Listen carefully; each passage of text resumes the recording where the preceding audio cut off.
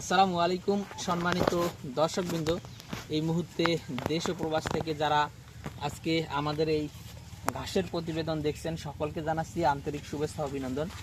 দর্শক শ্রোতা, যে ঘাসটি আপনাদেরকে দেখানো হচ্ছে এটি হলো সেই গুয়াতিমালা ঘাস, অর্থাৎ এটিকেই সেই আমেরিকান 5G বলা হয়। দর্শক শ্রোতা, দেখতেই পাচ্ছেন যে ঘাসটা অনেকটাই সেম ভুট্টা গাছের মতো, তবে প্রচুর পরিমাণে ফলন হয় এই ঘাসে। এই ঘাসটি আমরা প্রথমবার লাগানোর পরে একবার কেটেছিলাম, তাও কেটেছি 2 মাসের মতো হবে। 2 মাস আগে এই ঘাসটি কেটেছি।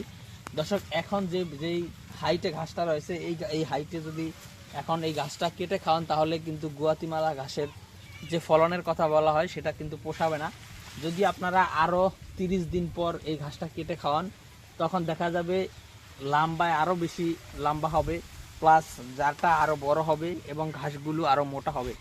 দর্শক শ্রোতা, প্রথম 2 মাসে যে ঘাস হয় পরের 2 মাসে কিন্তু ঠিক ততটুকুন ঘাস, পরের 1 মাসে কিন্তু ঠিক ততটুকুন ঘাস কিন্তু এই গুয়াতিমালা ঘাসে খুব সহজেই হয়ে যায়। তো দর্শকবৃন্দ, বর্তমান সময়ে আমাদের কাছে এই গুয়াতিমালা ঘাসের কাটিং রয়েছে।